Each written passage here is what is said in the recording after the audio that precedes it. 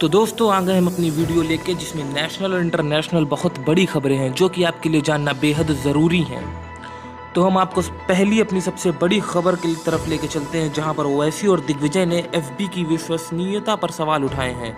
बताया है उसे भाजपा का समर्थक कि एफबी भाजपा का समर्थक है, भाजपा ने एफबी को खरीद लिया है। नई दिल्ली अमेरिका में इसी साल राष्ट्रपति चुनाव होने वाले हैं। 2016 के चुनाव में सत्ताधारी पार्टी का पक्ष लेने का आरोप झेल चुके ट्विटर और फेसबुक नए नियम लेकर आए हैं, किंतु इसके बाद भी भारत में फेसबुक के नियमों को लेकर बहस शुरू हो गई है।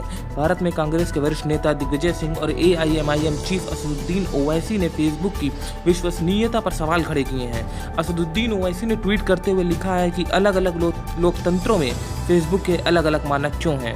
यह किस तरह का निष्पक्ष मंच है? यह रिपोर्ट भाजपा के लिए हानिकारक है। यह वक्त है कि भाजपा के फेसबुक के साथ संबंधों का खुलासा हो गया है और फेसबुक कर्मचारी पर भाजपा के नियंत्रण की भी प्रकृति सामने आई है। वही कांग्रेस नेता और मध्य प्रदेश के पूर्व सीएम दिग्विजय सिंह ने इस मुद्दे पर फेसबुक के सीईओ मार्क जुकरबर्ग को निशाने पर लिया है। दिग्विजय ने ट्वीट करते हुए लिखा है कि मार्क जुकरबर्ग कृपया इस बात पर बात करें। पीएम मोदी के समर्थक अंकी दास को फेसबुक में नियुक्त किया गया, जो जानबूझकर मुस्लिम विरोधी पोस्ट को सोशल मीडिया पर अप्रूव करता है। अपने साबित कर दिया कि आप जो उपदेश देते हैं उसका पालन नहीं करते। तो इस तरह से असदुद्दीन ओवैसी और दिग्विजय सिंह ने साफ तौर पे मार्क जुकरबर्ग से कह दिया है कि एफबी भाजपा से मिला हुआ है। यह आरोप है एफबी पर कि एफबी भाजपा के पोस्ट को वायरल करता है। एक तरफ असदुद्दीन ओवैसी और दिग्विजय तो दूसरी तरफ राहुल गांधी का भी आरोप है कि भारत में फेसबुक और व्हाट्सएप पर बीजेपी आरएसएस का कंट्रोल। नई दिल्ली कांग्रेस के पूर्व अध्यक्ष और सांसद राहुल गांधी ने एक बार फिर से बीजेपी पर निशाना साधा है।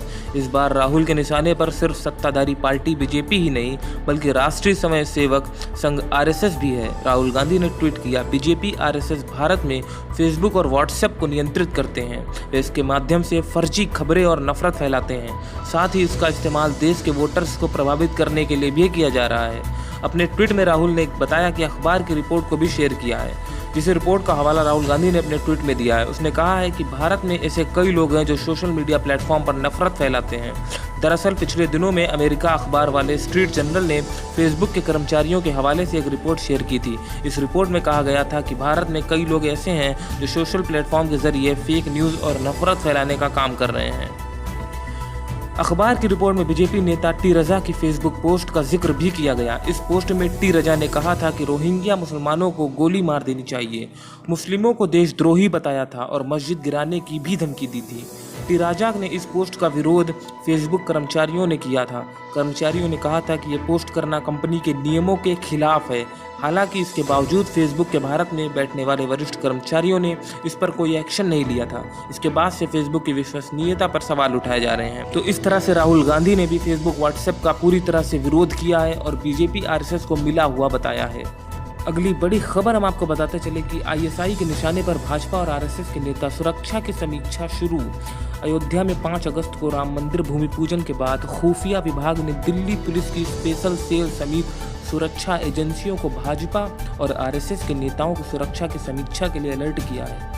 खुफिया विभाग के इनपुट्स हैं कि पाकिस्तान की खुफिया agency ISI Delhi, NCR, UP, Punjab व जम्मू कश्मीर समेत कई राज्यों में भाजपा व आरएसएस नेताओं को निशाना बना सकती है। स्पेशल सेल के एक वरिष्ठ पुलिस अधिकारी ने बताया कि खुफिया विभाग ने भाजपा व आरएसएस नेताओं की सिक्योरिटी ऑडिट करने को कहा है।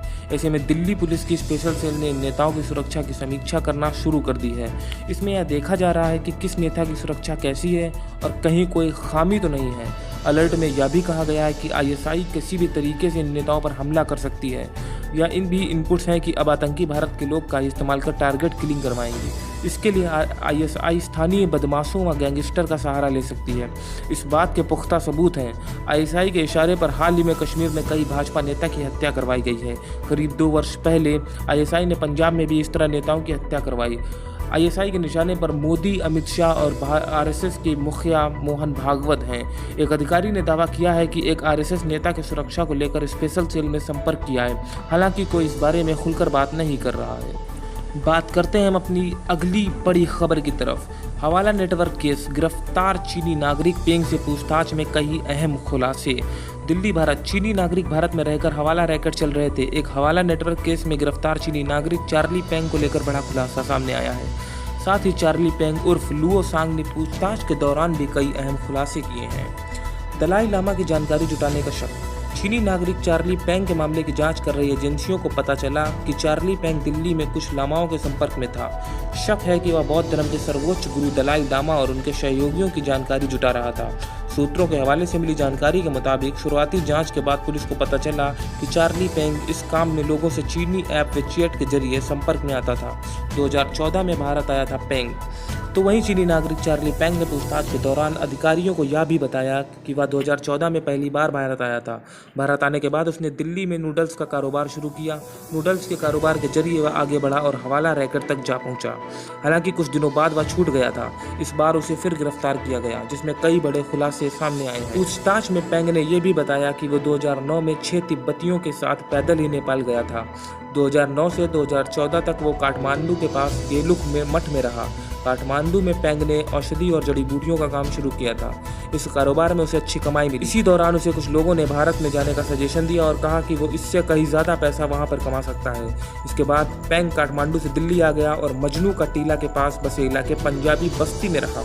नेपाल मठ और वहां के दस्तावेजों के आधार पर उसने तिब्बती आईडी हासिल कर लिया था। कई मामलों में पूछताछ कर रही पुलिस। खुलासे में यह बात भी सामने आई कि दिल्ली में कारोबार को बढ़ाने के बाद चीनी नागरिक चार्ली पेंग ने द्वारका में फ्लैट खरीद लिया। इसके बाद एजेंट के जरिए भारतीय आधार कार्ड और पैन कार्ड भी बनवाया और फिर चार्ली पेंग द्वारका से गुरुग्राम शिफ्ट हो गया। अब हवाला नेटवर्क का पता चलने के बाद पुलिस उससे भी कई मामलों में पूछताछ कर रही है। तो बढ़ते हैं हम अपनी अगली बड़ी खबर की तरफ। सऊदी अरब में इकामा के जालसाजी को लेकर हुआ बड़ा खुलासा। गिरफ्तार हुए एक गिरोह के 5 लोग। सऊदी अरब के इकामा को लेकर एक बड़ा खुलासा हुआ है। सऊदी की राजधानी रियाद में एक गैंग के 5 सदस्यों को गिरफ्तार किया गया है, जो कि जाली इकामा बनाते थे। सऊदी अरब की स्थानीय मीडिया ने इसका खुलासा किया है। गिरफ्तार हुए गिरोह में 2 पाकिस्तानी, 2 सीरियाई और 1 स्थानीय नागरिक शामिल है। सऊदी अरब की राजधानी रियाद में गिरफ्तार किया गया ये गिरोह काफ़ी समय से सक्रिय था। ये गिरोह लोगों को जाली इकामा बनाकर बेचता था। गिरोह में कुल 5 सदस्य थे, जिसमें 4 प्रवासी नागरिक और सऊदी अरब का मूल नागरिक भी शामिल था। पुलिस अभी जांच पड़ताल कर रही है। रियाद क्षेत्र के पुलिस मीडिया का प्रवक्ता ने कहा कि रियाद में सक्रिय इस गिरोह की सूचना मिलने के बाद इस गिरोह पर कई दिनों से नज़र रखी जा रही थी। इन पर बराबर नज़र रखने के बाद इन 5 लोगों के गिरोह का भांडाफोड़ हुआ, जिसके बाद से कार्रवाई करते हुए इन्हें रंगे हाथों गिरफ्तार किया गया। गिरफ्तारी के दौरान गिरोह के पास से करीब 91 जाली निवास परमिटों को जब्त किया गया। पुलिस प्रवक्ता ने बताया कि ये गिरोह ज़्यादा पैसे कमाने के लालच में जाली इकामा बनाकर सीमा सुरक्षा नियमों के उल्लंघनकर्ताओं को बेचता था। इसके साथ ही उन्होंने बताया कि इस गिरोह को और भी कई अपराधियों में शामिल पाया गया है। गिरफ्तारी के बाद गिरोह के 5 सदस्यों को कानूनी कार्रवाई के लिए सरकारी अभियोजन के लिए भेजा गया। बात करें अगर अपनी अगली बड़ी खबर की तरफ, तो वो RSS से निकल के आ रही है कि RSS ने 52 साल तक राष्ट्रीय ध्वज नहीं फहराया। क्या आप जानते हैं कि RSS ने 52 साल तक भारत का राष्ट्रीय ध्वज तिरंगा नहीं फहराया? जी हाँ, ये सच है और ये सिर्फ मैं नहीं कह रहा, बल्कि जनवरी 2017 में राहुल गांधी ने भी कही थी। ये एकदम सच है कि 1950 से लेकर 2002 तक RSS ने तिरंगा नहीं फहराया। तो क्या है इस तिरंगे के ना फहराने का सच, आइए जानते हैं। तो ऐसा किया हुआ है कि 1950 के बाद RSS ने तिरंगा फहराना बंद कर दिया।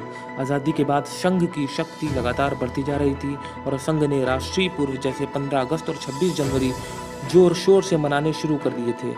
जनता ने भी इसमें बढ़ चढ़ कर हिस्सा लेना शुरू कर दिया। इससे नेहरू को अपना सिंहासन डोलता नजर आया और बड़ी ही चालाकी से उन्होंने भारत के संविधान में एक अध्याय जुड़वा दिया, national flag code. National flag code को संविधान की अन्य धाराओं के साथ 1950 में लागू कर दिया गया और इसी के साथ तिरंगा फहराना अपराध की श्रेणी में आ गया। इस कानून के लागू होने के बाद तिरंगा सिर्फ सरकारी इमारतों पर कुछ खास लोगों द्वारा ही फहराया जा सकता था और यदि कोई व्यक्ति इसका उल्लंघन करता तो उसे सश्रम कारावास की सजा का प्रावधान था। यानी कानूनी अब तिरंगा संघ की शाखाओं में नहीं फहराया जा सकता था, क्योंकि वे प्राइवेट जगह थी, न कि सरकारी इमारत। संघ ने कानूनी का पालन किया और तिरंगा फहराना बंद कर दिया। यह कानून नेहरू के डर के कारण बनाया गया था, वरना इसका कोई औचित्य नहीं था, क्योंकि आज़ादी की लड़ाई में तो हर आदमी तिरंगा हाथ में लेकर सड़कों पर होता था। पर अचानक उसी आम आदमी और समस्त भारत की जनता से उसके देश के झंडे को फहराने का अधिकार छीन लिया गया और जिस तिरंगा के लिए लाखों लोग शहीद हो गए, वह तिरंगा फहराने का अधिकार अब सिर्फ नेहरू गांधी परिवार की जागीर बन चुका था। कांग्रेस के मेंबर ऑफ पार्लियामेंट नवीन जिंदल ने अपनी फैक्ट्री जिंदल विजयनगर स्टील्स में तिरंगा फहराया और उन्हें खिलाफ एफआईआर दर्ज कर दी गई। उन्हें गिरफ्तार किया गया। इसके बाद उन्हें लंबी कानूनी लड़ाई लड़ी और 2002 में सुप्रीम कोर्ट के आदेश जारी करवाया कि भारत का ध्वज हर खास व आम फहरा सकता है, अपने प्राइवेट बिल्डिंग पर भी फहरा सकता है, बशर्ते वे राष्ट्रीय ध्वज का अपमान न करें और तिरंगे को फ्लैग कोड के अनुसार फहराएं। इसके बाद लगातार संघ की हर शाखा में तिरंगा फहराया जा रहा है।